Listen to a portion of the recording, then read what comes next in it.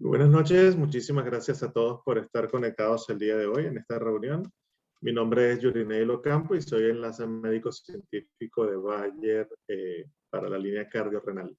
Quería dar las gracias a todos por estar presentes y presentar a las dos personas que van a acompañarnos el día de hoy. Vamos a tener en primer lugar como moderador, si pasa la siguiente, por favor.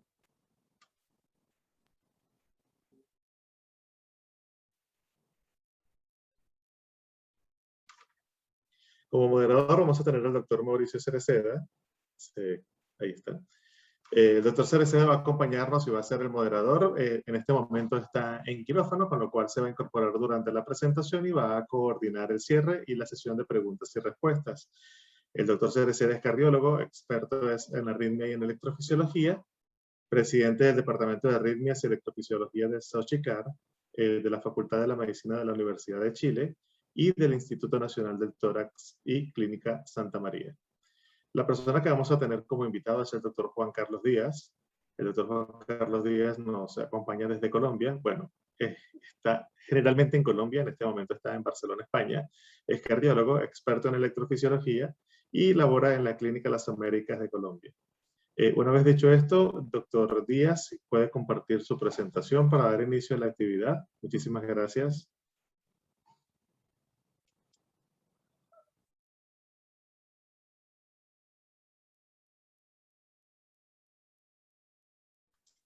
Estás en silencio, Juan Carlos. Gracias. Esto de la virtualidad a veces nos da un poquito más duro que los otros días.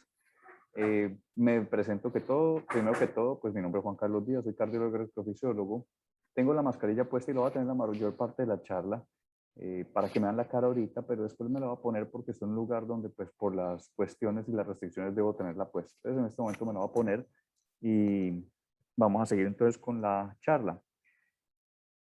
La forma de presentar esto ha sido un viaje muy bonito. En los últimos 10 años hemos tenido un viaje hermoso en el cual la forma como nos aproximamos al paciente con fibrilación auricular ha cambiado de manera significativa.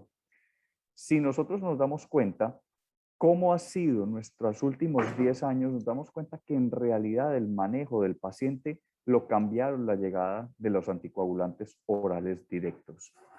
Sabemos desde hace muchísimos años que la fibrilación auricular es una enfermedad letal y eso es lo que queremos empezar a hablar ahorita un poquito.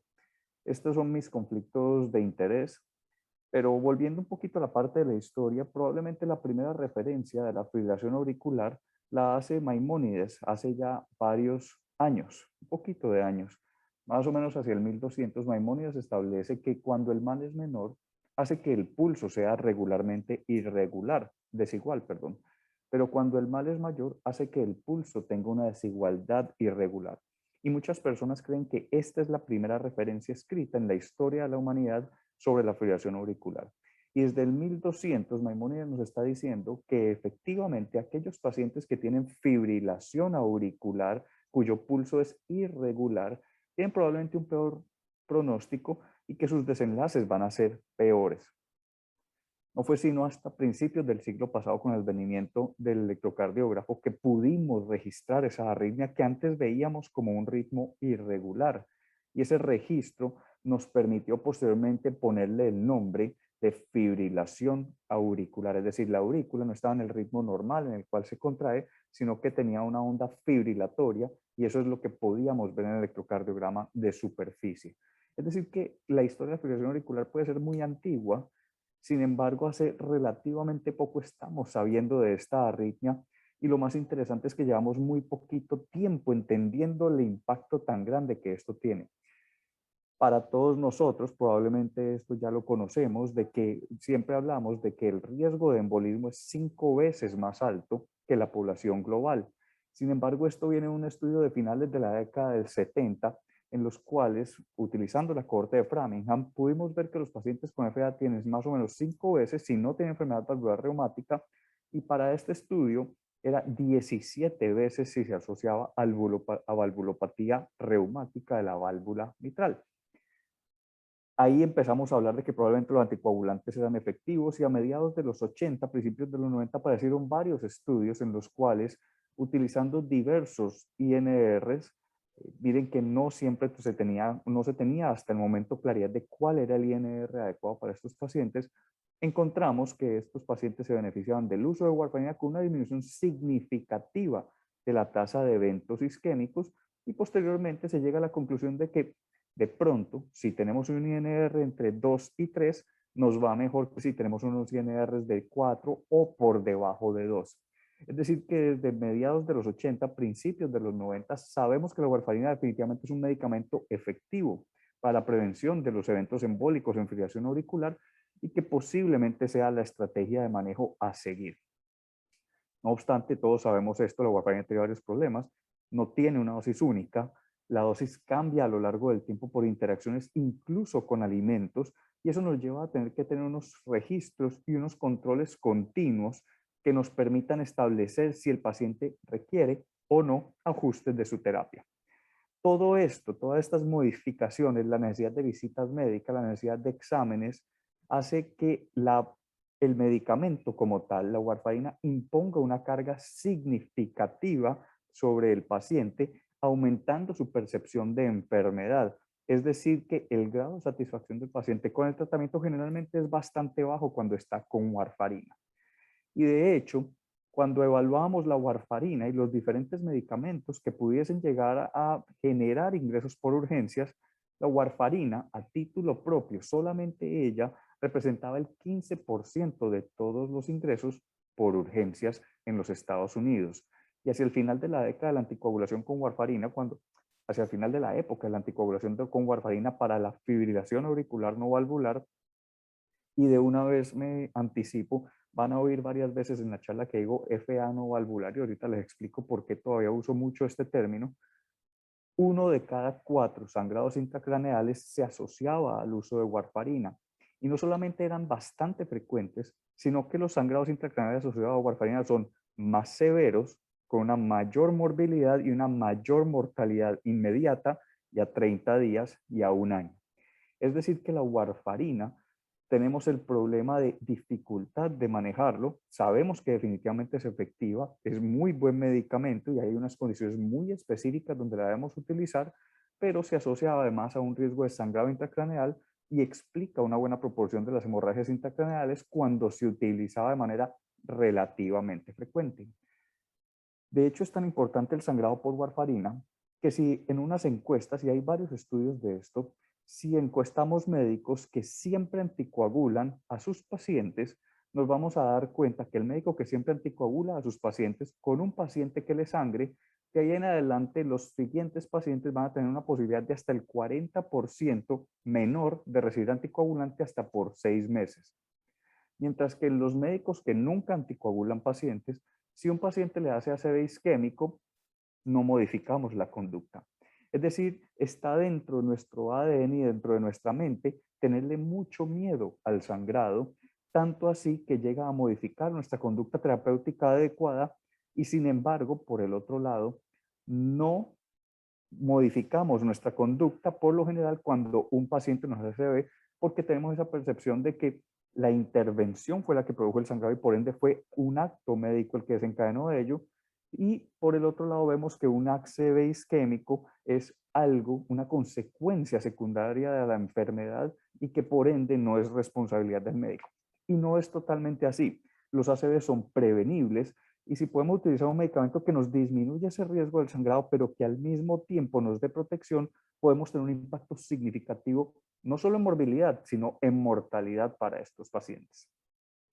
Tratando de evitar estos problemas, buscando medicamentos que fueran orales, que no tuvieran esa necesidad de tanta interacción farmacológica, pues una de las opciones que apareció fue la mezcla de aspirina y clopidogrel. Y esa mezcla de aspirina y clopidogrel fue estudiada y el estudio, el ACTIV-W, fue detenido antes de tiempo porque era inferior a warfarina en prevención de ACV isquémico, esta combinación, y adicional a eso había una mayor tasa de sangrados, la mayor parte de ellos menores, pero aumenta el riesgo de sangrado. Es decir, que esta no fue una buena combinación. Tenemos también el ejemplo del cimelagatrán, que tampoco fue bien, no le fue bien en los estudios ya de vida real.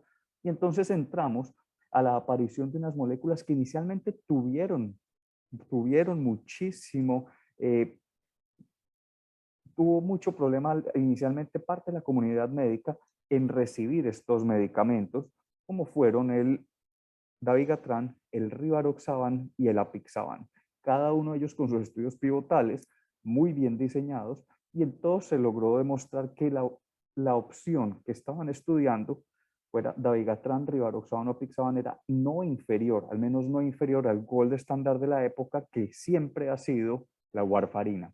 Es decir, que por primera vez en la historia teníamos medicamentos que eran seguros y que además de eso eran efectivos y que podía suministrarlos por vía oral y tener un impacto sobre la posibilidad de que el paciente tuviera un mejor pronóstico de vida y una mejor calidad de vida. Son 3 moléculas seguras y 3 moléculas efectivas. Tenemos también edoxaban. No hablo mucho de edoxaban porque generalmente no está muy disponible en América Latina, pero también hay que tener en cuenta que en realidad son 4 hasta el momento. Y entonces empezamos a preguntarnos varias cosas. Y la primera pregunta que le aparece a todo el mundo es, bueno, ¿y por qué una vez al día y por qué 2 veces al día? Y una de las preguntas que generalmente sale es, ¿por qué si rivaroxaban tiene una vida media de apenas 11 horas en promedio, pongamos, ¿por qué me estás diciendo que lo utilizas una vez al día? Y esto viene de estudios mucho más atrás, muy interesantes. Miren que con dabigatran, los autores del Relay pudieron haber elegido una dosis de una sola vez al día. Dando 300 miligramos una sola vez al día, el riesgo de sangrado no era significativamente mayor que con 2 veces al día, y el riesgo de trombosis tampoco era significativamente mayor. Es decir, que dabigatran se pudo haber utilizado una sola vez al día. Sin embargo, en el diseño del Relay, los autores decidieron utilizarlo 2 veces al día para evitar las fluctuaciones en las concentraciones séricas. Ese no es el mismo caso del apixaban. Apixaban en los estudios de fase 2 para trombosis venosa, que es donde más se estudia inicialmente estos anticoagulantes, no le fue para nada bien con la dosis de 10 miligramos una vez al día, con un aumento muy significativo en la tasa de trombosis. Es decir que, ahora, no estoy diciendo de que salgamos a mandar la dabigatran una vez al día, estoy contando es un poco de dónde venimos para entender por qué este medicamento sí se puede utilizar una vez al día. Y es difícil establecer en una sola gráfica por qué Riva, a pesar de tener una vida media relativamente corta, se puede utilizar una vez al día, pero hay 2 datos que son fundamentales. Primero, cuando lo estudiamos para prevención de trombosis venosa profunda, su comportamiento es virtualmente idéntico al de las heparinas de bajo peso molecular, y sabemos que las utilizamos una vez al día y que son efectivas una vez al día. Se hicieron estudios fase 2 con 2 veces al día, le fue bastante bien, pero basados en estos comportamientos farmacológicos dijeron, ¿y por qué no ensayamos una vez al día? Y se hace el estudio una vez al día y es superior, igual que fue dabigatran e igual que fue apixaban, una vez al día. Entonces, si tenemos un medicamento que funciona igual de bien una vez al día, pues es una estrategia no solamente de mercadeo, sino que además es una estrategia lógica, es decir, en vez de darlo 2 veces al día, démoslo una vez al día. ¿Y por qué uso la palabra lógica? Porque desde la década de los 90 sabemos que los antibióticos, los antihipertensivos, los tratamientos para diabetes que se toman 2 o más veces al día tienen menos posibilidad de tener buena adherencia al paciente y tienen más posibilidad de falla terapéutica por falla en la adherencia. Es decir, que un medicamento que sea una vez al día tiene mucho sentido desde el punto de vista médico. Y todos los días hablamos de eso. Todos los días elegimos antihipertensivos que sean una sola vez al día, pero muchas veces estamos dejando este dato a un lado en el caso de los anticoagulantes orales directos. Como les decía, tuvieron mucha resistencia inicialmente por buena parte de la comunidad médica, y hay veces la gente le decía a uno, es que la warfarina lleva muchos años, o hay más evidencia que soporte el uso de la warfarina, o a mí me va muy bien con la warfarina. Entonces veamos cada uno de estos puntos.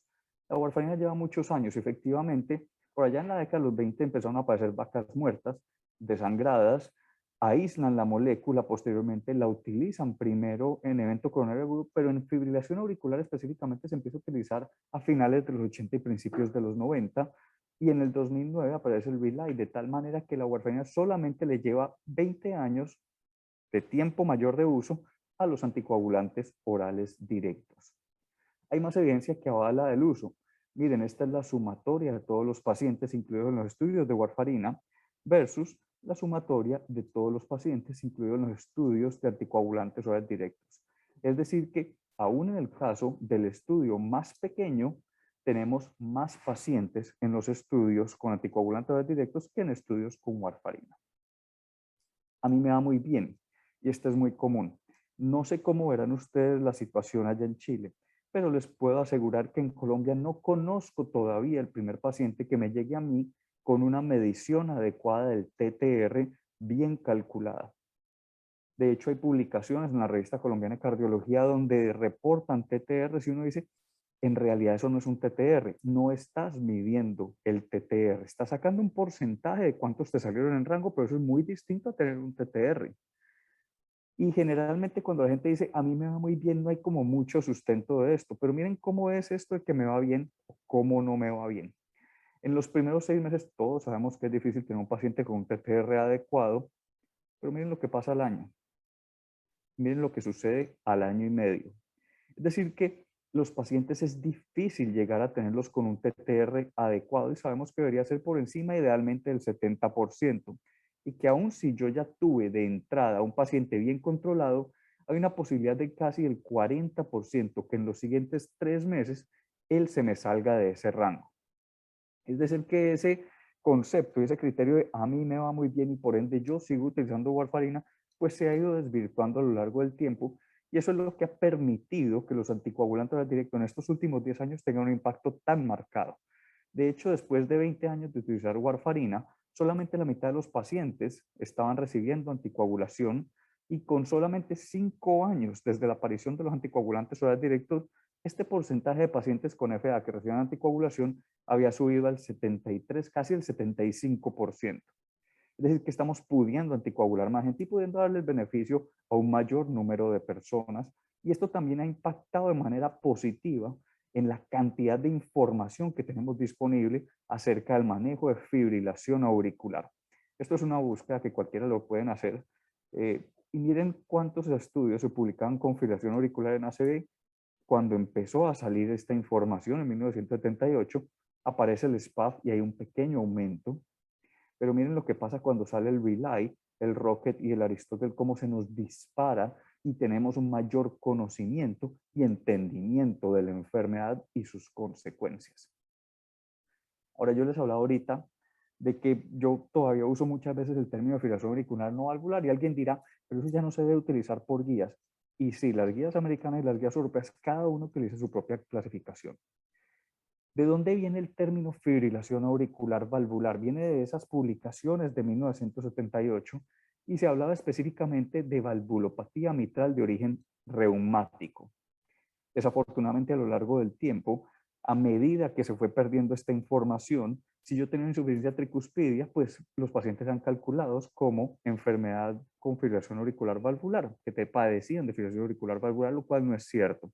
Entonces la Sociedad Europea del Ritmo Cardíaco sacó una clasificación y dijo, esto ya no lo vamos a decir FA valvular, es muy confuso, llamémoslos ERA1, lo cual a mí me parece un poco confuso, pero si creen pues decirlo ERA1 es otra posibilidad.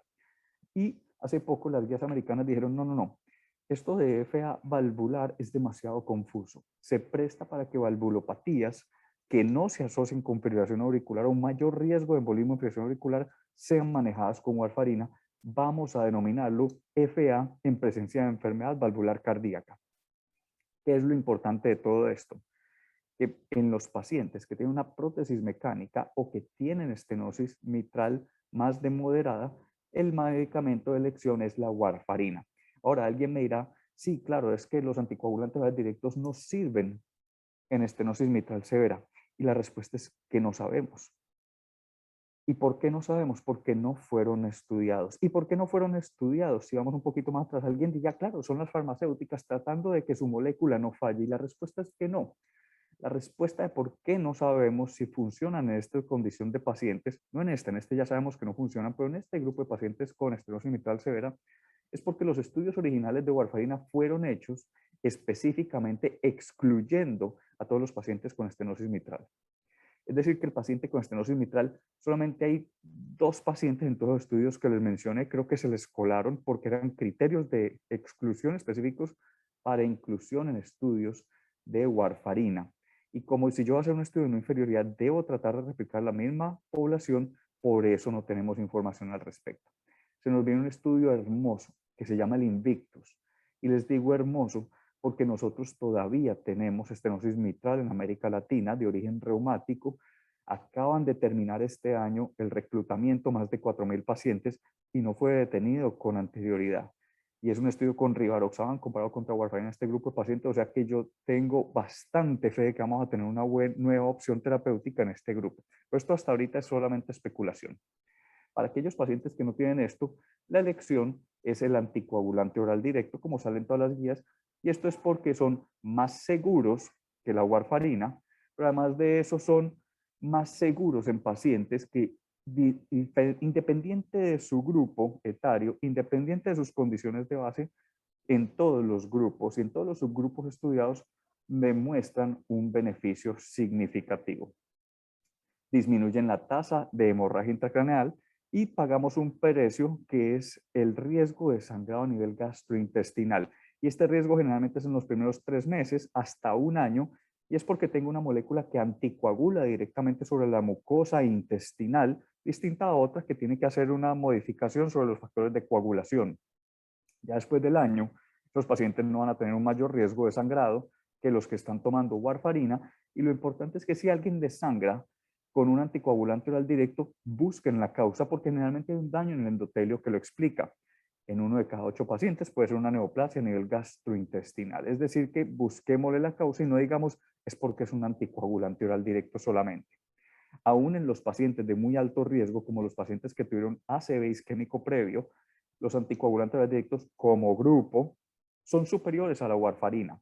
Como molécula individual no. Y quiero parar aquí un momentico y recalcarles esta situación. Por lo menos en Colombia, muchas personas dicen, es que si el paciente ya tuvo un ACV isquémico previo, debe recibir dabigatran. Y uno pregunta, ¿por qué? Y la respuesta es porque dabigatran 150 fue superior a warfarina en el RELY.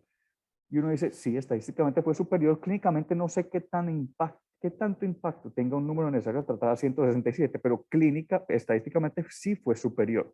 Sin embargo, esto ya ha sido estudiado y hay una serie de artículos publicados por el doctor Diner en el 2010, hace ya casi una década o poco más de una década, evaluando cada uno de estos estudios pivotales, y lo importante es que en pacientes con ACV isquémico previo, dabigatran 150 no es superior a warfarina, específicamente en ese grupo. En la población total sí, pero específicamente en el subgrupo de ACV previo no es superior. Y esto ya ha sido estudiado y sin embargo todavía hay personas que dicen, no, si ya tuvo un ACV, pongámosle dabigatran porque demostró ser superior.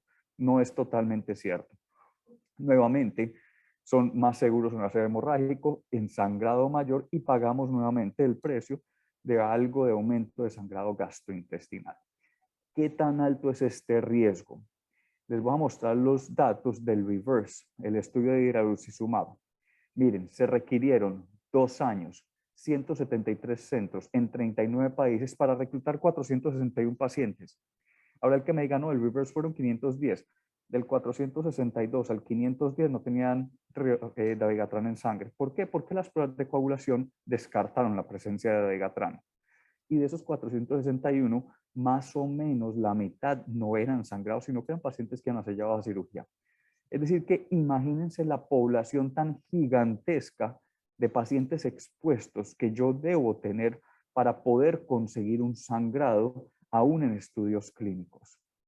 Es decir, que estas drogas son muy seguras, muy fáciles de tomar, pero lo importante es que el riesgo de sangrado es extremadamente inusual. Es muy importante que no tengamos tanto miedo al sangrado. El miedo es un perverso consejero en anticoagulación. De hecho, cuando usted selecciona una dosis baja de anticoagulante, tiene 3 veces más posibilidad de que se esté equivocando a que usted esté dando la dosis apropiada. Y en estudios de psicología y de comportamiento de los médicos, se ha encontrado que aquellos médicos que tienen más aversión al riesgo, más aversión a la inseguridad, tienen más posibilidad de equivocarse, de tal manera que aquellos médicos que tienden a tomar con menos dificultad situaciones de riesgo, tienden a tomar mejores decisiones en la anticoagulación. ¿En quiénes definitivamente no funcionan?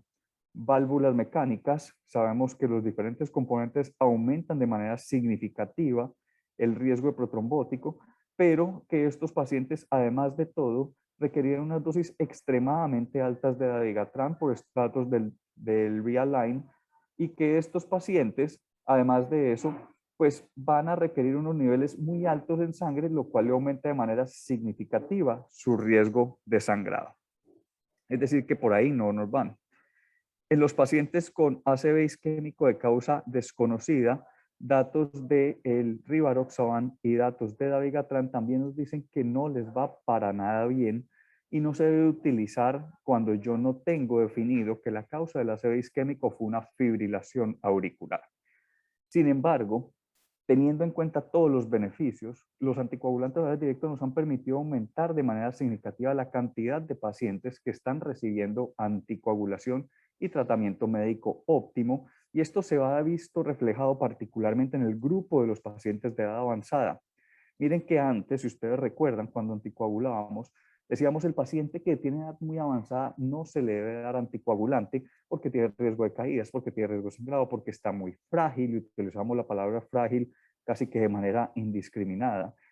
Y ahorita con los anticoagulantes directos ya tenemos registros de hasta nonagenarios, gente de edad muy avanzada, y aún en nonagenarios decimos, mire, estos medicamentos definitivamente son de utilidad y disminuyen la posibilidad de eventos.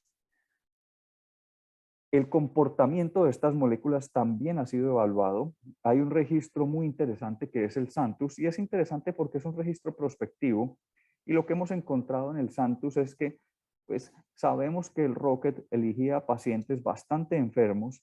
SANTUS ya cuando nos suelta en la vida real tenemos pacientes un poco menos enfermos, pero lo importante es que las moléculas se están comportando como se deberían estar comportando. Y eso nos ha permitido cambiar formas de manejar a los pacientes. Por ejemplo, dejamos el ácido acetil salicílico, que durante muchísimos años apareció recomendado para aquellos pacientes con CHA2-VASc de 0 o de 1, como una estrategia para disminuir el riesgo embólico, y resulta que parece que no le va tan bien. Miren, si yo tengo un CHA2-VASc de 0, miren, mi riesgo de, de cualquier ACV en el primer año no es de manera significativamente menor con aspirina, pero miren lo que pasa a lo largo del seguimiento, se aumenta mi riesgo de cualquier ACV. Y si yo a esto le sumo que si yo tengo un CHA2-VASc de 1, el uso de aspirina no disminuye de manera significativa la tasa de ACV en ningún momento, pero sí me aumenta el riesgo de sangrado. Es decir, que dejamos de usar el ASA porque en realidad no va a tener un impacto positivo sobre el paciente, y tenemos medicamentos que son mucho más seguros, tan seguros que pudimos bajar el umbral de la anticoagulación. Con modelos matemáticos ya se establece que aproximadamente se necesitan 0.9 eventos por año, o sea que el riesgo de eventos debe ser de 0.9% por año para que los anticoagulantes orales directos sean posiblemente beneficiosos. Y ese 0.9% de eventos por año se encuentra en pacientes que tienen los factores de riesgo tradicionales para ACV isquémico a unas edades más tempranas de las que pensábamos. Es decir, que posiblemente ya podamos impactar de manera significativa pacientes de, en teoría, bajo riesgo, los podemos empezar a impactar de manera más temprana y disminuir aún más su riesgo porque tenemos un grupo de medicamentos extremadamente seguros. ¿Qué pasa si vamos más allá del ACV? Siempre pensamos en el trombo grande que va y obstruye un vaso principal, pero ¿qué pasa si por un momento cambiamos un poquito ese pensamiento y empezamos a pensar en la formación de microtrombos, de pequeños daños que se van a ir a dispersar por diversas partes del sistema nervioso central y van a ir produciendo deterioro cognitivo progresivo? Sabemos que en el caso de los pacientes con fibrilación auricular se presentan varios factores y que esos factores favorecen la aparición de microtrombos y microémbolos, incluso microsangrados. Recuerden que la warfarina es inhibidor del factor 7 y el factor 7 es directamente el responsable de la anticoagulación a nivel del sistema nervioso central. Y todo esto va a llevar a un daño morfológico del sistema nervioso central y daño cognitivo. Y varios registros han encontrado que en pacientes con fibrilación auricular la posibilidad de deterioro cognitivo es superior que en la población general. Y se ven unos estudios muy bonitos con rivaroxaban y con dabigatran en pacientes, evaluando específicamente el impacto de estos medicamentos en prevenir el deterioro a nivel del sistema nervioso central, el deterioro cognitivo. Pero miren que ya hay unos datos preliminares de registros y nos dicen que los pacientes con un CHA2DS2 bajo de 0 o de 1, obviamente se necesita un poco más de edad para poder empezar a ver esto, pero un CHA2DS2 bajo de 0 o de 1 solamente, que han tenido una buena anticoagulación y una menor posibilidad de desarrollar demencia. Entonces, de pronto nos va a llegar el momento en que ya no digamos solamente, hey, te anticoagulo para prevenir embolismo al sistema nervioso central periférico, o te anticoagulo para tratar de disminuir un poco tu deterioro de la función renal. Recordemos que Dabigatran y Rivaroxaban se asocian a una menor progresión del deterioro de la función renal que warfarina, y que si no anticoagulamos también puede haber algo de deterioro de la función renal, sino que podemos llegar al momento en que digamos, te voy a anticoagular, porque no solamente te va a prevenir el embolismo, sino que tu deterioro cognitivo va a ser menor a lo largo del tiempo. Imaginen solamente las implicaciones desde el punto de vista de costos en atención de salud si yo logro evitar los costos asociados a un deterioro cognitivo. Se vino también un estudio el año pasado, a final del año pasado, muy bonito, que nos sirvió muchísimo a los que ya estábamos haciendo esto, y es la bioprótesis mitral. ¿Qué pasa con los anticoagulantes en el paciente con bioprótesis mitral? Y les digo a los que ya hacíamos esto, porque el TTR en Colombia es perverso. Manejamos unos TTRs del 42%. Ese es nuestro TTR en Colombia en clínicas de anticoagulación. Si ya más de un año sube hasta el 48%, pero nuestros TTR son perversos. Entonces, como nosotros sabemos eso, nosotros veníamos manejando en bioprótesis mitral anticoagulantes directos, y sale el estudio River que nos dice, mire, en pacientes con bioprótesis mitral, utilizar un anticoagulante directo como Rivaroxaban no solamente les va bien desde el punto de vista de que no hacen eventos isquémicos de manera significativamente mayor, que es el temor de todo el mundo. O sea, todos pensamos, hey, ¿qué pasa si nos hace algún evento isquémico? Y les dicen, miren, no hacen, y de hecho fue menor la tasa de eventos de todo tipo de ACV, la mortalidad no se te va a aumentar, y no vas a tener el problema de estar pensando en el TTR con warfarina.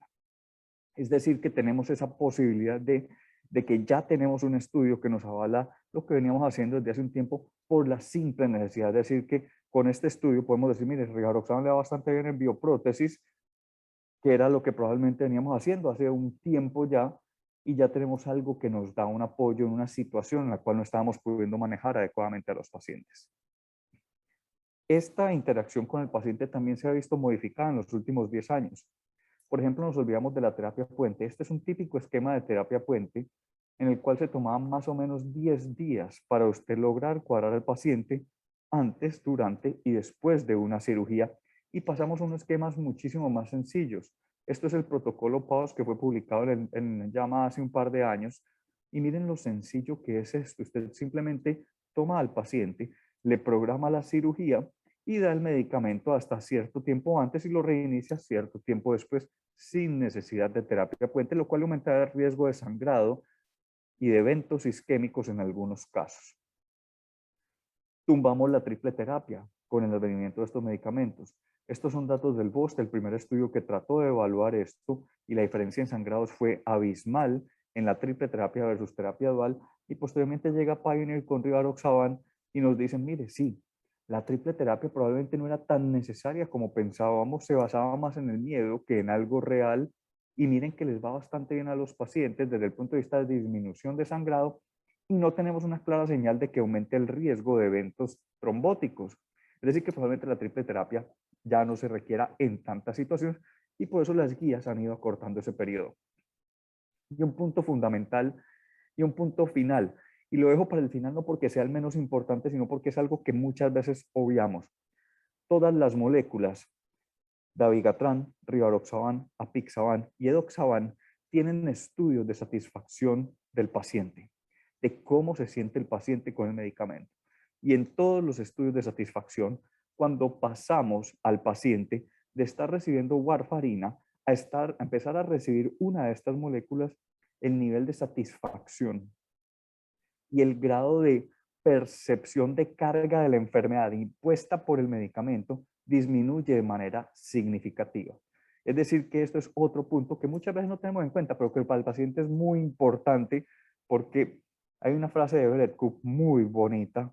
Recuerden que Everett Koop era el cirujano general de Estados Unidos y él decía, los medicamentos no funcionan en los pacientes que no se lo toman.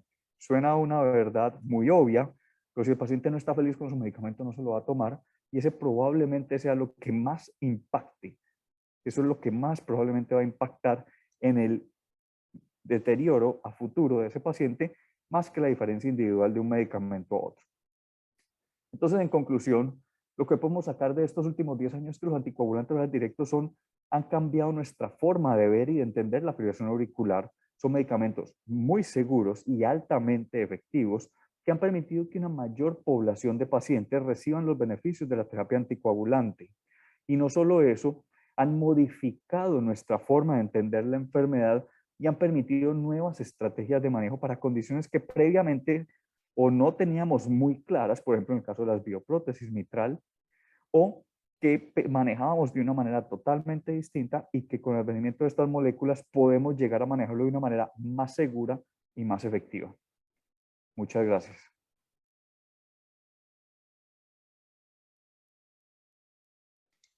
Muchísimas gracias, Juan Carlos. Excelente resumen de 10 años de investigación científica de 3, 4 drogas anticoagulantes en el mundo.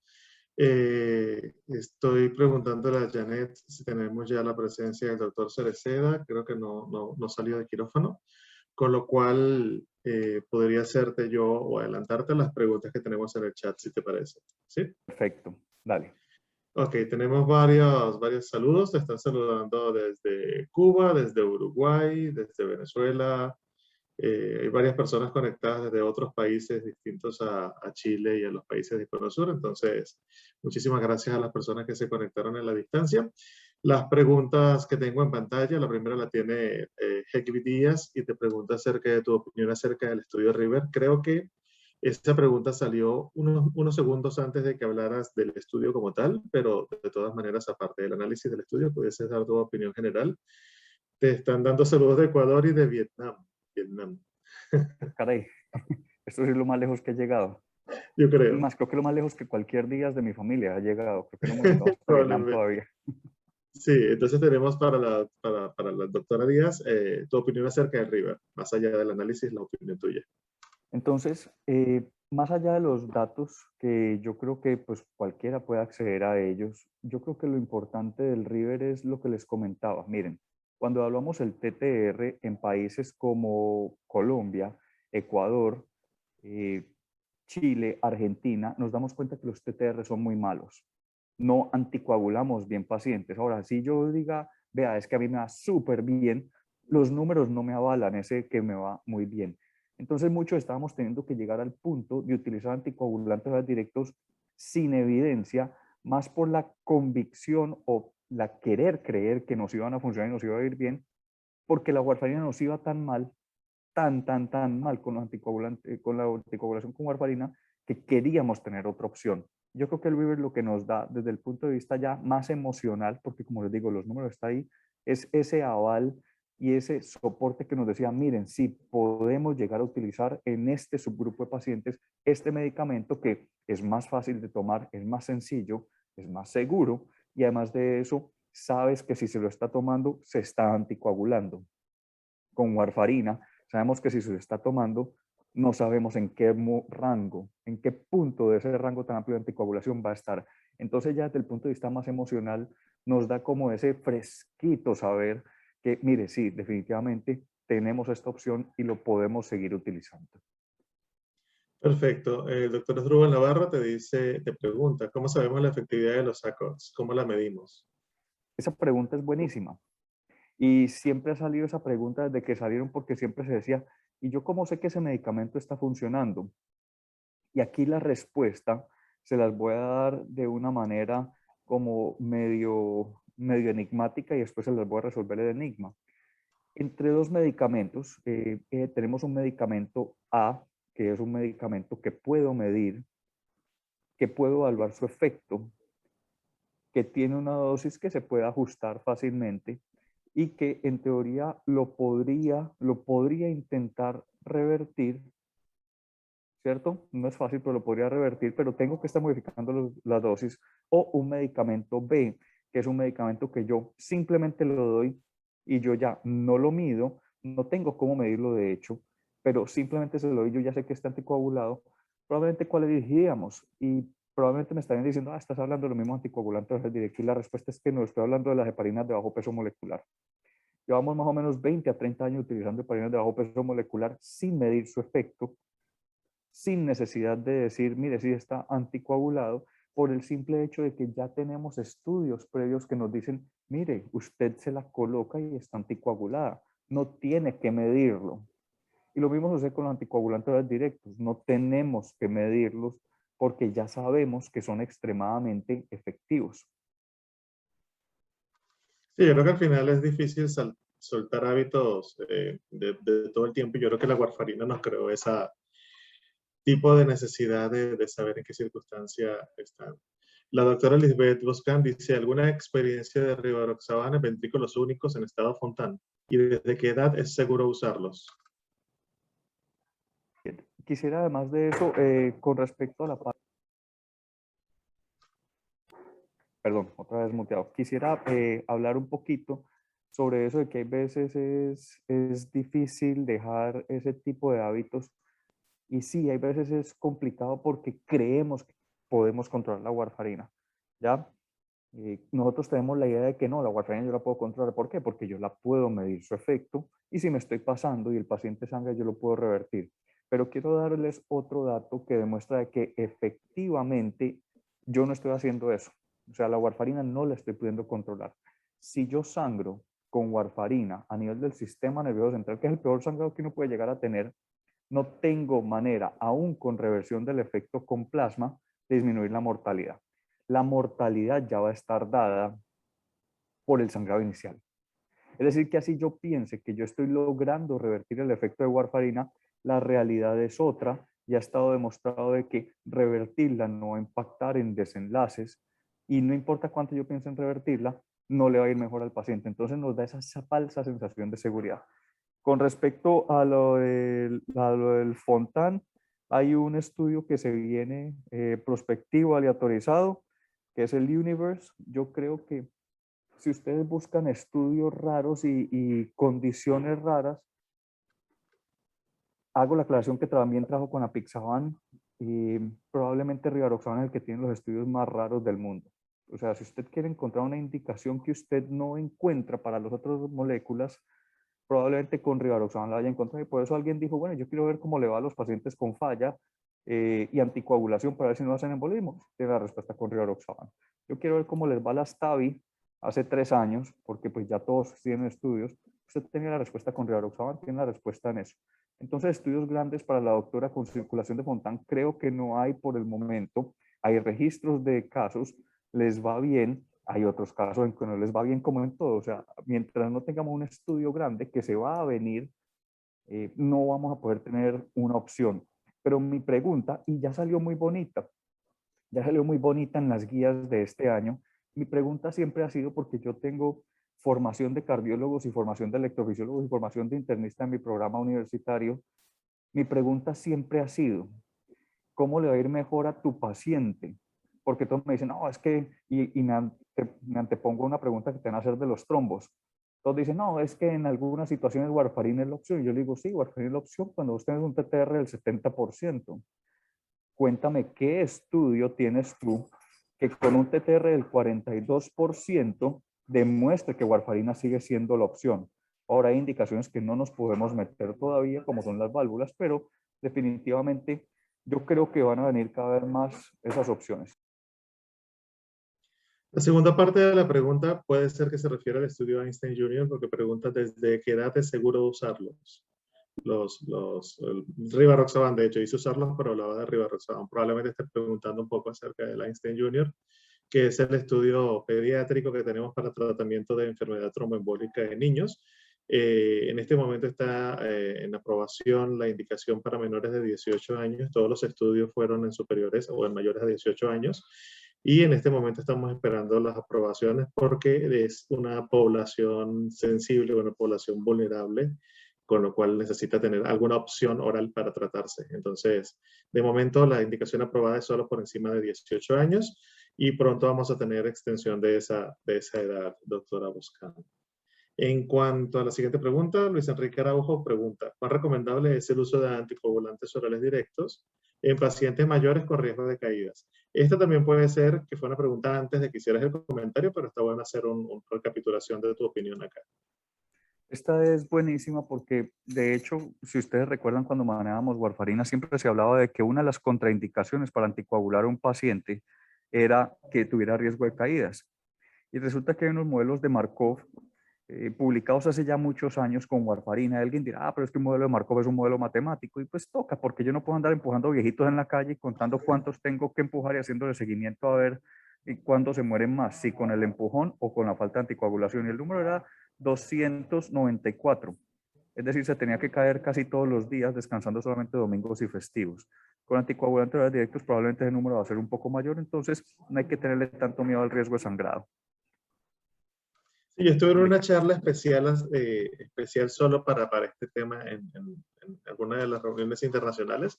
Y una de las cosas más allá que ellos enfatizaban era no solo temer al riesgo de caída, sino darse el tiempo de averiguar por qué se cayó la persona. De repente la persona está manejando mal las drogas las drogas psicotrópicas, de repente la persona está manejando niveles de tensión arterial deficitario, de repente la persona necesita algo a nivel ortopédico, entonces ¿por qué se está cayendo tanto esta persona? Más que pensar qué droga le vamos a quitar que o aporta un beneficio. Entonces eso me pareció interesante. Analicemos qué le pasa a ese adulto mayor que hace que se cae con tanta frecuencia.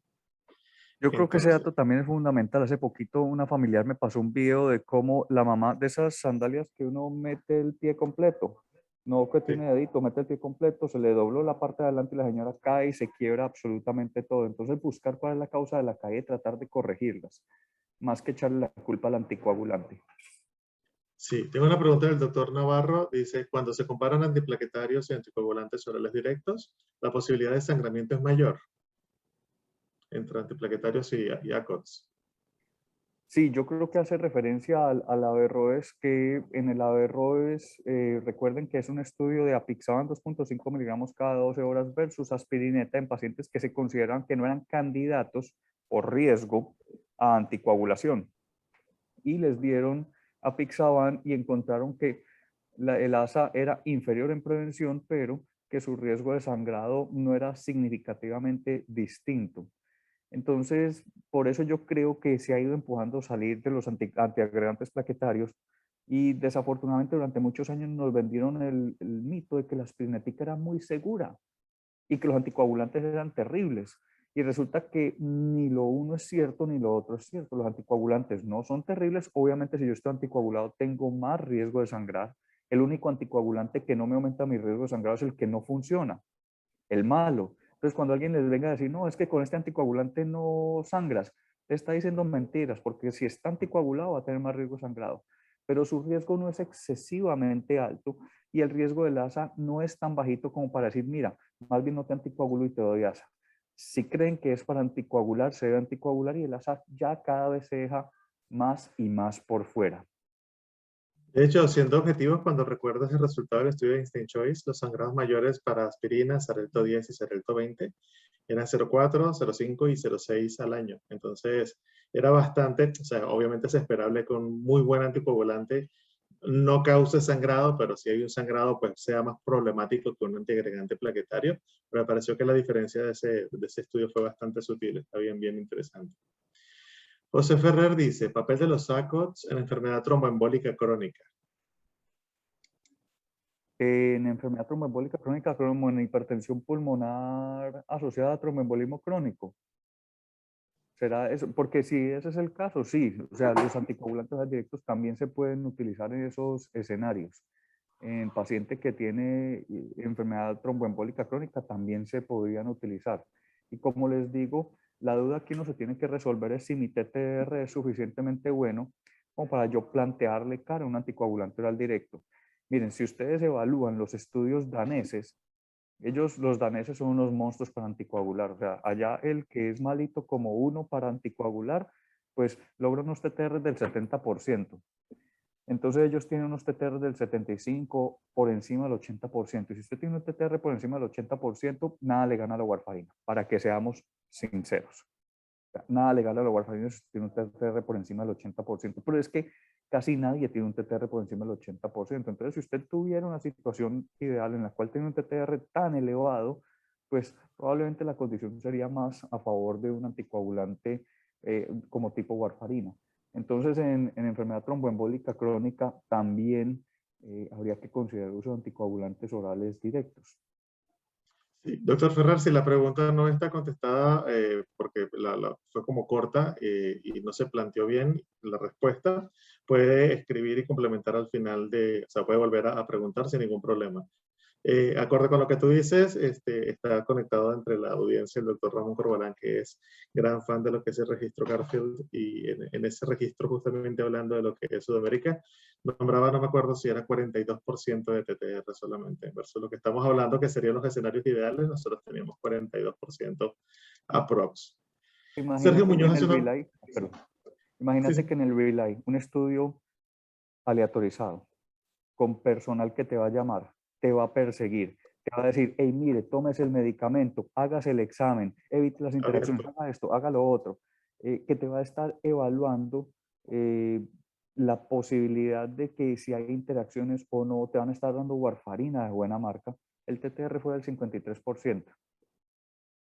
Sí, no era, y ni siquiera Para era Colombia, para diagnosticado, Colombia. era abierto, fíjate, Sí, como perdón, si sí, sí, hubiese sí, sido oculto.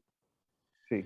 Sergio Muñoz te pregunta, es una pregunta un poquito larga. Buenas noches, doctor, muy buena su presentación. ¿Cuál es su opinión en pacientes diabéticos coronarios con CABG más de 5 años, en los que está indicado el uso de aspirina permanente y que son portadores de pólipos gástricos y colónicos resecados pero recidivantes, y que desarrollan fibrilación auricular permanente de reciente diagnóstico? ¿Debe suspenderse las aspirinas, el ácido acetilsalicílico, y dejarse solo un anticoagulante oral directo, o mantendría ambas drogas? Y en ese caso, ¿cuál anticoagulante oral directo prefiere en estos casos? Saludos y muchas gracias. Esa es muy buena pregunta. Yo creo que va por el mismo camino de que siempre hemos creído que los antiagregantes plaquetarios son casi que la panacea desde el punto de vista de que nos disminuyen muchísimo el riesgo sin aumentarnos muchísimo el riesgo, y en realidad no es así. Ellos inicialmente tienen un impacto significativo, particularmente cuando uno interviene en el posoperatorio temprano, de que uno reabre un vaso, pueden tener un impacto, pero a medida que va pasando el tiempo, este impacto va disminuyendo, y por eso cada vez ustedes ven que se acorta el tiempo de uso de antiagregantes plaquetarios. Y por eso es que cuando ya el paciente ha pasado cierto tiempo, si desarrolla una indicación en la cual requiera anticoagulación, se debería suspender el antiagregante plaquetario. Hay un estudio muy bonito que es el AFIRE, que salió publicado también hace un par de años. Ya todo le digo que hace un par de años, pues porque es que este año pasado me descuadró por completo mi secuencia de años, pero el AFIRE es un estudio muy bonito en el cual le dice, mire, usted ya lleva un año posterior a una intervención percutánea que son de muy alto riesgo de trombosis de stent, usted puede suspender tranquilamente, el AFIRE fue hecho con rivaroxaban en Japón, puede suspender tranquilamente el antiagregante plaquetario y dejar solamente con anticoagulación, y el riesgo de trombosis coronaria no va a aumentar de manera significativa, pero sí se le va a disminuir el riesgo de sangrado. Es decir, que cuando el paciente desarrolla una indicación que requiere anticoagulación, probablemente lo más prudente para ese paciente sea suspender el antiagregante plaquetario, que de verdad su beneficio a lo largo del tiempo va a disminuir de manera significativa, y dejarlo solamente con el anticoagulante. Perfecto. Hay una pregunta a continuación de Eliber Chávez González, que de hecho me gusta muchísimo. Dice, ¿alguna experiencia en el momento actual de la pandemia? ¿Prefiere los anticoagulantes orales o las heparinas de bajo peso molecular? Me parece que es súper importante que obtener tu opinión relacionada con todo lo que hablamos de la teoría, todo lo que hablamos de la práctica aplicado al momento de la pandemia actual. Sí, aquí esta es la parte que desafortunadamente no nos ha pegado como uno quisiera que hubieran pegado. Entonces, miren, hay registros que dicen que el 40% de los pacientes críticamente enfermos con COVID hacen eventos trombóticos. Entonces uno dice, bueno, si el 40% tienen eventos trombóticos, pues probablemente un anticoagulante les vaya bien. Y en pacientes críticamente enfermos con heparina no ha habido mucha diferencia en el uso de anticoagulantes desde el punto de vista de impacto. Entonces la pregunta sería si habría beneficio a nivel poblacional cuando yo desarrollo la enfermedad de darle a la población como tal un anticoagulante, y probablemente el riesgo para la población se diluya tanto que el beneficio se va a diluir.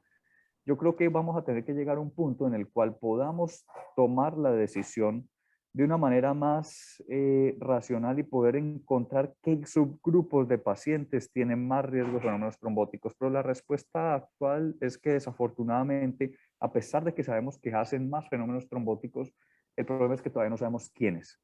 Todavía no podemos predecir. Y cuando digo no sabemos quién es, que no podemos predecirlo. De no podemos predecir, nos tocaría ampliar demasiado el abanico de pacientes a los cuales damos anticoagulante, y ahí es que se diluye el beneficio y entonces empiezan a manifestarse los episodios de sangrado. Entonces, por ahora no tenemos claridad al respecto. Sí, yo siempre digo que de todas maneras es importante recordar que deberíamos tratar de evitar, porque estamos hablando de fibrilación auricular, en la medida de lo posible la visita a los centros hospitalarios. Entonces, una consideración bastante importante a la hora de hacer los controles de INR, tratar de ser muy cuidadosos cuando la población frágil, la población sensible a tener las complicaciones más graves, pues tenga que asistir. María Bermúdez pregunta, ¿algún estudio de anticoagulación en insuficiencia cardíaca con fracción de eyección reducida? Sí, señor, con Rivaroxaban. Por eso les decía, Rivaroxaban tiene los estudios de las cosas raras. Usted quiere ver un estado protrombótico, o evalúa con Rivaroxaban. Usted quiere ver falla cardíaca, usted estudia Rivaroxaban. Y pues desafortunadamente, aunque sabemos que los pacientes con falla cardíaca tienen más posibilidades de hacer eventos embólicos, pues desafortunadamente no le fue bastante bien, que digamos, en el Commander, que fue el estudio específicamente de falla cardíaca. Entonces, aunque tienen más riesgo de hacer fenómenos embólicos, nuevamente vamos al punto en que no sabemos quiénes son aquellos pacientes que hacen más riesgo de fenómenos embólicos, y que por ende, al darle a una población muy grande y muy heterogénea un medicamento, pues se va a diluir su posible beneficio y van a empezar a... Sí, yo creo que la selección de los pacientes de una manera tan comprometidos para el estudio Commander HF hizo que definitivamente se fuesen los pacientes por falla de bomba antes de que tuviesen algún beneficio de la protección cardiovascular. Entonces, seguramente se van a pensar o tomar subpoblaciones de ahí sin valor estadístico, obviamente, o rediseñar el estudio como hicieron con Magellan y Mariner luego. Elibet Chávez González pregunta, pero probablemente quedó respondida hace dos preguntas. Pudiera explicar incluso en el contexto de fibrilación auricular y COVID, pero creo que se parece mucho a lo que explicaste hace un minuto, que obviamente no había sido respondida. ¿Algún comentario adicional, Juan Carlos? No, yo creo que en el contexto de FA y COVID también hay que tener en cuenta que muchos pacientes con COVID hacen diversos tipos de arritmias. Hay algunos, un porcentaje muy pequeño, que hacen muerte súbita, otros tantos hacen bloqueos, algunos hacen fibrilación auricular. Y entonces se nos viene el problema de qué fue primero, si la fibrilación auricular y no se lo había visto porque no había estado hospitalizado por COVID, o si fue el COVID y el estrés de la hospitalización, la liberación de factores proinflamatorios llevó a que desarrollara fibrilación auricular. Esa es la parte que a veces es difícil. Entonces, en términos generales, yo por, a texto personal, trato de siempre de asumir que el paciente ya estaba haciendo fibrilación auricular y no se la había visto. Y ya me explico por qué. Muchas veces dicen, es que le dio fibrilación auricular porque le colocaron salbutamol. Y ustedes no se imaginan las dosis tan altas de dobutamina que utilizamos nosotros en la sala de electrofisiología, y la inmensa mayoría de los pacientes no desarrollan fibrilación auricular o de isoproterenol. Es decir, que uno tiene que tener algún sustratico ahí de base que favorezca la aparición de la arritmia. Entonces, si tenemos un paciente con COVID y hizo fibrilación auricular, mi conducta actualmente es dejarlo anticoagulado por un tiempo hasta tener claridad de que esto no va a volver a suceder y poder tener certeza. Por ejemplo, tengo pacientes que ya he seguido 3 años después de una neumonía, y decimos, vea, sí, definitivamente fue asociado a la neumonía, nunca más en 3 años lo volvimos a tener, pero inicialmente los dejamos anticoagulados hasta estar seguros. Hay otros que decimos, creemos que es la neumonía, y después de un año decimos, no, no era la neumonía, ya estás curada de la neumonía y sigues haciendo FA. El doctor Olivet comentaba en el chat externo que la respuesta había quedado respondida. Muchísimas gracias. Félix Sánchez hace una pregunta muy buena. De todas maneras, el doctor te va a responder, Félix, pero la guía de la Sociedad Europea de Riesgo Cardíaco, la guía cera de cada año, lo explica siempre porque es como una pregunta bien estandarizada.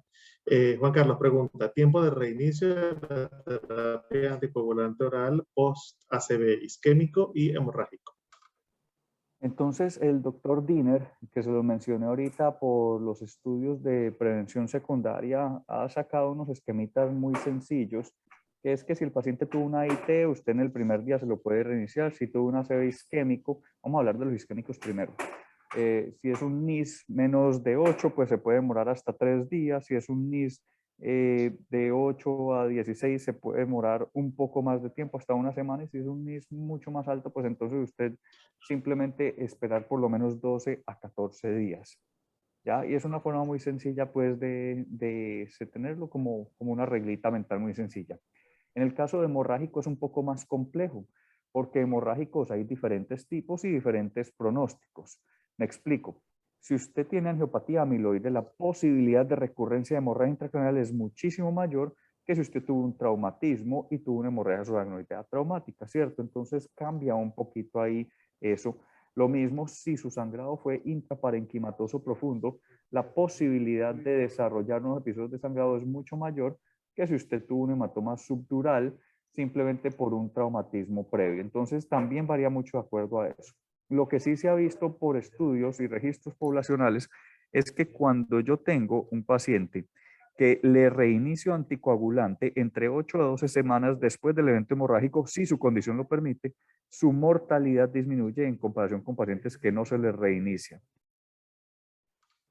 Yo voy a adelantar porque en algunos minutos va a empezar a desconectarse la gente. Voy a adelantar la pregunta del doctor Bayardo Ordóñez, que dice papel de NACO en síndrome antifosfolipídico, porque es importante porque pudiese haber una contraindicación ahí asociada a eso. Por eso la subí, perdón. Sí, es buenísimo. Adivinen con qué molécula. Entonces esto es lo que yo les decía que es gracioso. Usted quiere buscar cosas graciosas, usted pone rivaroxaban y pone la condición y probablemente le sale algún estudio de eso. Y sí, hay un estudio con rivaroxaban en síndrome antifosfolípido triple positivo y les va mal. ¿Ya? Sí. Y entonces Es una contraindicación, por eso subí la está pregunta, porque contraindicado y no se debe utilizar. es una contraindicación, doctor, tal cual. Exacto. Sí, de todas las hemofilias, de todas las trombofilias, perdón, que se analizaron, definitivamente esa es una que no tenemos resultado de eficacia suficiente, entonces es una contraindicación. Juan Carlos, se te cayó la cámara o la computadora, no sé por qué hizo un poco de ruido. Mientras tanto te leo. Antonio Intriago pregunta, estamos en pandemia y hemos visto trombosis por COVID. ¿Alguna experiencia? Sí, ya, es que tuvimos un pequeño problemita aquí de que el computador ya estaba diciendo me voy a acabar y pues antes de que se muere y hagamos el ridículo, pues vine a conectarlo. Yo creo que lo de la pandemia y lo de la trombosis por COVID va muy similar a lo que decíamos. Tenemos una gran cantidad de pacientes que nos están haciendo fenómenos trombóticos y esos fenómenos trombóticos, pues la manera de manejarlos no difiere de manera significativa por el momento porque no tenemos evidencia de que sea, a diferencia de la pregunta anterior, que sabemos que definitivamente les va muy mal a los anticoagulantes directos, no tenemos ninguna razón para pensar de que no le iría bien en alguna trombosis, por ejemplo, TBP, un embolismo pulmonar, que le vaya bastante bien. ¿Ves? Sí, en cuanto a la pregunta anterior, Tatiana Superlano dice, disculpa, dijo que disminuye la mortalidad si no se reinicia. No, perdón, de Eh, pronto no me expresé bien, no. Hay unos estudios, fueron publicados en Stroke del 2018, unos registros de estudio de países escandinavos y Dinamarca, si mal no me acuerdo, en los cuales si yo lo reinicio entre 8 a 12 semanas después del evento hemorrágico, se disminuye mortalidad, o sea, reiniciarlos 8 a 12 semanas después, más tempranamente probablemente nadie se los va a reiniciar, pero si los reinicio después de un evento hemorrágico, les va mejor con una disminución de la mortalidad que si yo al paciente nunca se lo reinicio. De pronto no me expresé bien. Fue publicado en Stroke en el 2018. sí, aquí le aclaraste, estuvo bueno. Voy a colar otra pregunta que acaba de hacer la doctora María Campos porque es importante. Ella dice, Y en embarazadas con abundantes varices, considerando el embarazo que es altamente protrombótico, doctora Campos, Xarelto está contraindicado en pacientes embarazados, pasa la barrera placentaria en ratones, lo pasa libremente, le llega al ratón o al feto de ratón y no se ha demostrado su teratogenicidad, con lo cual es una contraindicación. El embarazo y la lactancia, ¿sí? Pasa también a través de la leche. Esa es la respuesta desde el punto de vista de la parte de Xarelto, pero desde el punto de vista de lo que se viene, el Invictus, que es un estudio que me tiene muy emocionado, tiene incluidas pacientes embarazadas. Entonces yo creo que esto va a ser bastante interesante también saberlo porque desafortunadamente las embarazadas muchas veces no sabemos cómo manejarlas porque tiene tantos puntos de tenerles cuidado que llegamos al punto en que no sabemos con qué manejarlas. No, llegamos al punto en que no tenemos con qué porque no hemos estudiado. Entonces el Invictus también tiene un buen número de pacientes embarazadas y creo que nos va a dar muchas respuestas a estas preguntas. Ojalá tengamos respuestas, porque de verdad que este claim lo tengo desde hace 10 años, estándar. Neuro Villalobos dice, felicitaciones. En el caso de un paciente de 28 años quien posee pruebas de trombofilia negativas y debuta con trombosis venosa profunda, tromboembolismo pulmonar y hallazgo incidental también de un trombo en ventrículo derecho, realmente es un paciente joven condenado a cenocumarol. ¿Se puede pensar en algún anticoagulante oral directo? Ahí, nuevamente, si es de 28 años y tiene tantas trombosis, yo creo que hay que buscar muy bien cuál es la causa. Y si tiene una trombofilia, nuevamente no le va bien. No tenemos datos con dabigatran, no tenemos datos con apixaban, tenemos datos con rivaroxaban que no les va bien. Si no se encuentra una causa y fue algo netamente reversible o algo transitorio o algo así, yo pensaría que se lo dejaría durante un tiempo con un anticoagulante oral directo. Y ya si es a largo plazo, igual que durante muchos años manejamos con pacientes con válvulas biológicas mitrales con anticoagulantes directos porque la opción era perversa. Asimismo, tenemos varios pacientes que no les encontramos una trombofilia a pesar de buscárselas extensamente y que han hecho eventos embólicos y los tenemos con anticoagulantes directos porque la alternativa nos va muy mal. Pero esto todo es off-label y es opinión personal. Y aprovecho para otra cosita que ya me habían preguntado antes y es, ¿qué opina de los trombos intracavitarios y los anticoagulantes orales directos? Y entonces aquí depende si uno es un purista de la evidencia científica o no. Porque si uno es un purista, uno dice, los anticoagulantes orales directos no tienen evidencia de que sirvan. Y la respuesta es que la warfarina tampoco. No hay muchos estudios que digan que warfarina vaya. Y el primer estudio que fue publicado fue el CLOT, el Expert con rivaroxaban y posteriormente vinieron el EMANATE, estudios con dabigatran y nos dicen que la posibilidad de resolución de trombosis en aurícula es muy similar con los anticoagulantes directos que con warfarina. Miguel Ángel Millán, sí, Miguel Ángel Millán dice, buenas noches, excelente presentación. Durante el seguimiento de pacientes en las consultas de anticoagulación, he notado que hay dificultad en lograr mantener el rango de INR, mayormente en pacientes de sexo femenino, siendo necesario reajuste de dosis. ¿Existe igual diferencia de protección con los nuevos sacos sexo femenino o sexo masculino? Sí, Miguel Ángel, nos va a todos tenemos ese mismo dolor de cabeza con el INR y yo creo que por eso es que apenas probamos los anticoagulantes directos no volvemos a salir de ellos a nosotros de que sea absolutamente necesario. Y todos los estudios de todos los anticoagulantes directos han logrado demostrar similar eficacia para ambos géneros o sexos. No sé cuál sería políticamente la forma de decirlo, pero hombres y mujeres funciona igual. Yo digo géneros y me saco la pregunta encima. Saludos, Niurka, que me están saludando de Venezuela. Mauricio Carrión dice, en trastornos hereditarios como déficit de proteína C y S, sabemos de evidencia en anticoagulantes en ictus en pacientes jóvenes. Sí, nuevamente en trombofilias es mejor no utilizarlos. Es el concepto general. Ok, hay un espectador anónimo que dice, saludos, anticoagulantes directos y cáncer. Sería todo el Calisto, pero eso como que una conferencia completa aparte.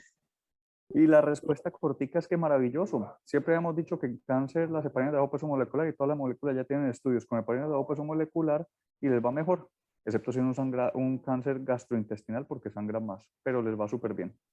Los gastrointestinales y los genitourinarios son los que pueden tener algún cuidado especial. De resto, todo ha salido bien, afortunadamente. Y estamos esperando para el primer Q del año que viene, doctor, el resultado o los resultados de Calisto, que es nuestro programa en pacientes con cáncer. Así que seguramente en nuestra próxima reunión tendremos más respuestas. Paola Cortés dice, en un paciente que presenta una complicación hemorrágica por el tratamiento anticoagulante y necesita anticoagulación crónica, ¿cuánto tiempo post-sangrado puede reiniciarse el anticoagulante? Esa pregunta es bastante importante y ahí hay que tener en cuenta varias cositas. Me disculpan si hay un poquito de ruido de fondo, pero estoy en un lugar público. Ahí hay que tener en cuenta varias cositas. Primero, ¿cuál fue la causa del sangrado? Y ya les había comentado de que muchas veces decimos, es que sangró por el anticoagulante oral directo y resulta que el paciente no sangró por eso, sino porque tiene un tumor a nivel genitourinario. Ya Yuri nos acaba de decir lo del tracto genitourinario o gastrointestinal. Entonces, cuando el paciente presente sangrados, búsquenle la causa y corrijan la causa. Muchas veces la actitud de las personas es cambiar de anticoagulante, asumiendo que otro anticoagulante tiene menos riesgo de sangrado. Y primero, no hay mucha evidencia que avale eso. Y segundo, la tasa de resangrado, hablando del nivel gastrointestinal, que es probablemente el más frecuente, si yo no corrijo la causa, va entre el 25 y el 50% en un lapso de menos de 6 meses. Es decir, que aún cambiando y eso sin anticoagularlo otra vez. Es decir, que si yo no encuentro la causa y no la corrijo, es muy difícil que cambiando el anticoagulante tenga algún impacto. Yo me metí a revisar el chat que tenía también preguntas, muchos comentarios, pero algunas preguntas, entonces voy a tomar las que pueda de acá. Jonathan Ortega dice, las complicaciones y gastos por un sangrado intracraneal debilitan la economía de familiares. Habla un poco de lo que es el evento catastrófico, que es un sangrado intracraneal. Me imagino que hizo el comentario en el momento en que estabas conversando acerca de esa complicación. Sí. Saludos, saludos. Luego Niurka Pereira pregunta, ¿qué haces en países donde no se tienen los antídotos? Lo mismo, en Colombia no los tengo y los sigo utilizando igual. Miren, durante muchos años llevamos manejando enoxaparina y si me pueden decir cuáles, mejor dicho, no. Primero, warfarina no tiene antídoto. Yo trato de revertir el efecto con plasma, pero nunca hemos tenido antídoto para la warfarina. Y aún si yo revierto el efecto con plasma o con factor protrombínico, con lo que quieran, al paciente le va a ir igual de mal. Es decir, que no tenemos para warfarina ningún antídoto. Para enoxaparina, la protamina le va muy mal y lo estamos usando. Entonces, si me preguntan a mí, ¿qué hago? Usarlos. Igualito porque usamos muchos anticoagulantes que no tienen antídoto. Sí, Niurka también preguntaba acerca de tu opinión en el uso el uso en trombos intracardíacos, pero a esa la respondiste como una parte completo. Entonces está bien. Jesús de los Santos te saluda de Vietnam, como te dije. Felicidades de Tatiana, felicidades de Niurka también. Rubén Mais dice, el dabigatran aún no ha dado resultados en la anticoagulación de la tromboflebitis y esto le preocupa. David también tiene estudios, tanto fase 2 como fase 3, perdón, sí, David también tiene estudios fase 2, fase 3 en estudios de trombosis venosa profunda. Ellos también tienen estudios allí, de hecho, en las gráficas que les mostré de esos estudios. Es decir, que también le va bastante bien a Dabigatran. Todos tienen indicación en prevención y en tratamiento de trombosis venosa profunda. La doctora Olivares, que es nuestra experta local en enfermedad tromboembólica, le dice felicidades por su excelente presentación y gran claridad. Yusra Latache dice, en pacientes renales de edad avanzada con índice de filtración glomerular comprometido versus con cardiopatía dilatada y dímero D elevado, ¿cuál sería la dosis de anticoagulante? En este caso sería rivaroxaban. Entonces hay que recordar el primer punto que les decía, si pienso en dosis baja, estar muy seguro porque hay 3 veces más posibilidad de que me esté equivocando de dosis. Y ahí de todas esas condiciones que nos están mencionando, el que afecta la dosis es la función renal. Recuerden que en el caso de rivaroxaban por debajo de 50 disminuye la dosis a 15. En el caso de Dabigatran no sé cómo ajustarlo porque el estudio no fue diseñado para eso, pero sí sé que se aumenta 2 veces y media más la exposición al fármaco si esté por debajo de 50 mililitros minuto. Y en el caso de apixaban es 2 de 3 factores. Es decir, que de todos esos que están allí, la edad avanzada afectaría para apixaban, la función renal afectaría para apixaban y con rivaroxaban solamente tendríamos en cuenta la función renal para ajustar la dosis. En el grupo de los chats ya no tenemos preguntas y me quedan dos preguntas, o te quedan dos preguntas en las preguntas y respuestas. Mario García dice, paciente con tromboembolismo pulmonar o fibrilación auricular con AVE embólico, previo en tratamiento con anticoagulantes directos y repite el evento embólico. ¿Qué conducta tomarías? Pregunta siempre sale, porque desafortunadamente siempre decimos, y falló el anticoagulante. Y tengo unos videos hermosísimos de unos trombos gigantescos masivos en las orejuelas con todos los anticoagulantes orales directos. Y lo primero que uno se tiene que preguntar es, primero, que lo estás tomando; segundo, la dosis es adecuada; y tercero, en el caso del Rivaroxaban, si te lo estás tomando en la manera en que es después de una comida. Nosotros tenemos un registro de casi 700 pacientes y casi que la tercera parte de los que están con Riva son indicados por sus médicos de atención primaria de que se tomen el Riva a las 4 de la tarde. ¿Por qué? Porque tradicionalmente la warfarina la manejaban a las 4 de la tarde, lejos de las comidas, y entonces ellos siguen manejándolo con el Rivaroxaban así. Entonces, si eso no es el caso, o sea, si el paciente sí está bien formulado, si el paciente sí lo está tomando y la dosis es adecuada, entonces hay que recordar que no todos los trombos, no todos los ACVs isquémicos son por fibrilación auricular. De hecho, cuando evaluamos el universo de todos los ACVs isquémicos, más o menos entre el 20 y el 30% son por FA. Es decir, que hay una posibilidad del 70 al 80% de que un ACV isquémico no sea por la fibrilación auricular, y son pacientes que son multimórbidos y no necesariamente indica falla del anticoagulante. Ahora hay algunos registros que dicen que entre el 0.4 y hasta el 3% de los pacientes con anticoagulantes orales directos pueden tener trombos en las aurículas.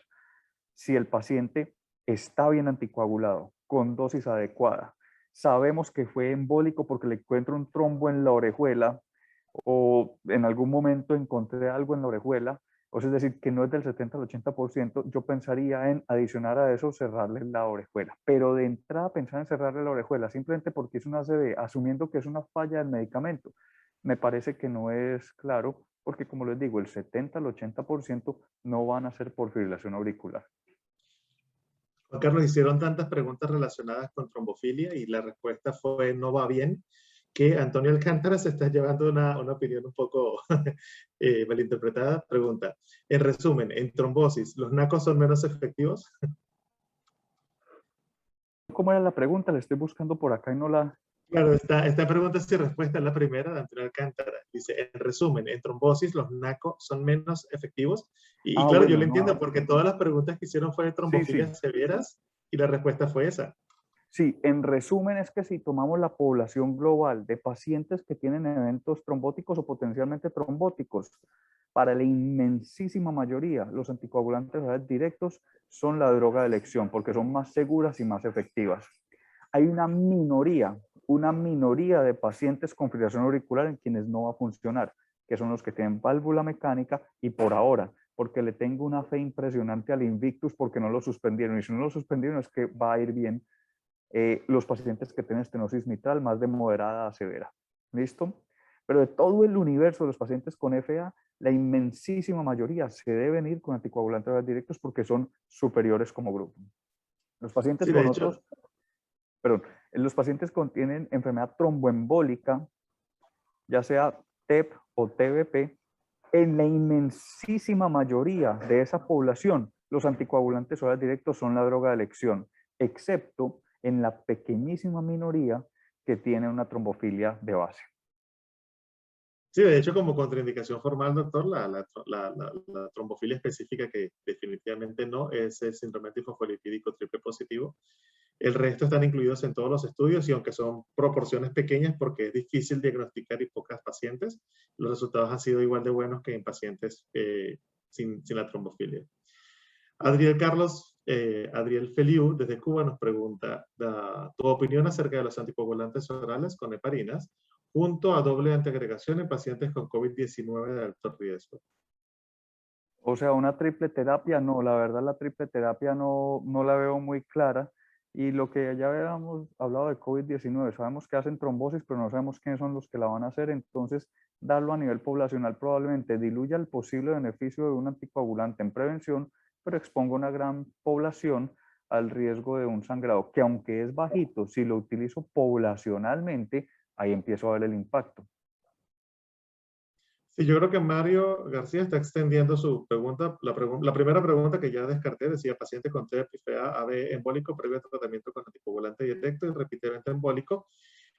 Esta fue la primera. Luego tengo como una segunda parte que dice paciente con FA en tratamiento con amiodarona y se pesquisa TTPA 120 en tratamiento con dabigatran.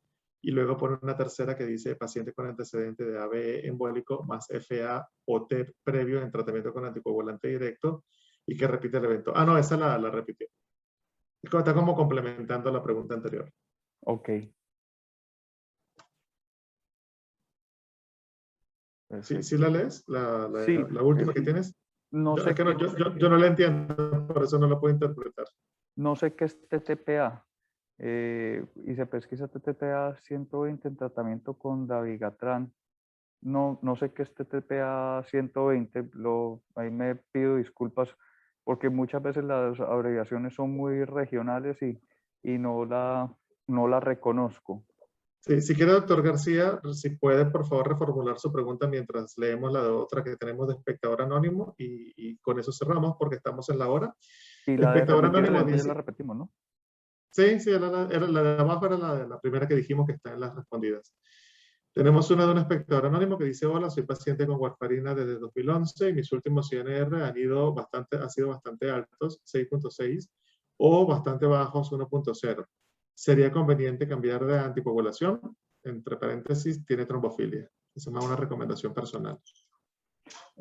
Sí, ahí lo que hemos hablado de las trombofilias que desafortunadamente no se sugiere utilizar en este momento anticoagulantes orales directos en muchos de los escenarios porque no tenemos evidencia. En el caso de los triple positivos con síndrome trifosfolípido porque les va mal y el estudio está por ahí publicado hace como 3 o 4 años con rivaroxaban.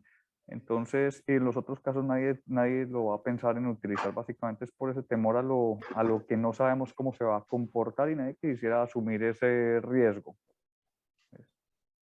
Ya, y Sí, ya entendí.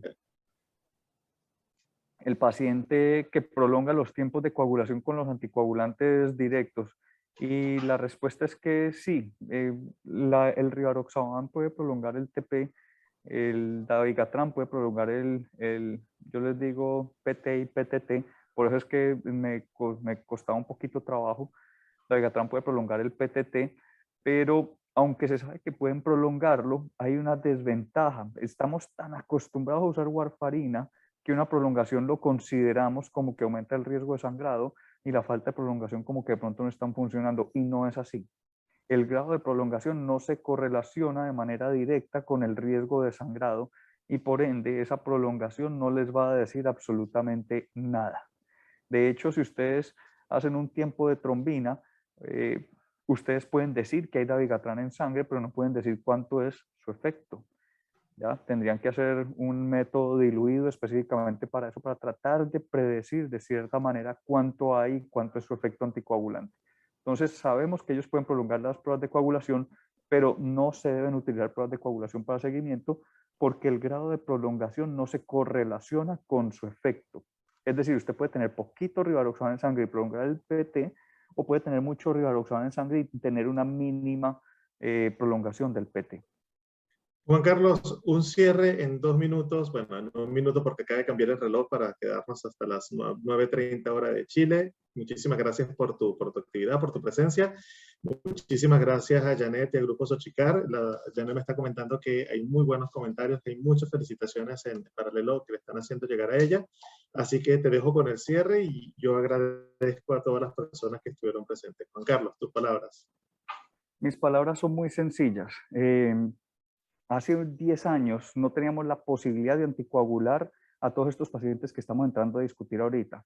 O sea, todas estas indicaciones maravillosas, raras, que nos están diciendo, mire, los médicos cada vez más están pensando en el paciente raro, en el paciente que tiene unos detalles minuciosos muy difíciles de establecer y que se salen de la población general. Hace 10 años no teníamos cómo manejarlos porque no teníamos los medicamentos. Ya hemos llegado a un punto de sofisticación en el tratamiento de que tenemos unas drogas tan seguras y tan efectivas que ya podemos llegar a pensar no solamente en la población general, que ya sabemos que se beneficia de un anticoagulante oral directo, sino pensar en estos otros grupos que antes ni siquiera los teníamos en la cabeza.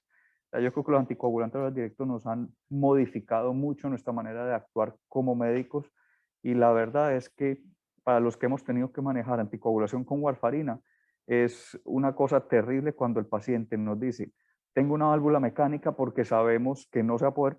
De hecho, les hago un paréntesis, hace poquito mandé a operar a una paciente y el cirujano me llamó y me dijo: mira, Juan, es que la paciente está pensando en si ponerse una válvula biológica o una válvula mecánica porque tiene 63 años. Entonces yo le dije, es un cirujano con el que me tengo mucha confianza, le dije: ¿usted es bobo? Me dice: ¿por qué? Yo le dije: porque vea, la warfarina no tenemos cómo controlársela. Usted le pone una válvula biológica y si en 5 años se daña, seguramente en 5 años podemos hacer un valve-in-valve transcatéter. Pero usted en 6 meses ya está sufriendo con la warfarina. Entonces, hemos llegado ya al punto en de poder decirle a la gente: miren, lo mejor es que se ponga una biológica y después resolvemos el problema si la válvula se daña, porque le tenemos tanto problema al control del INR con warfarina, por lo menos en Colombia, que preferimos enfrentarnos a un problema futuro que tener que enfrentarnos desde ya al problema que sabemos que es la warfarina.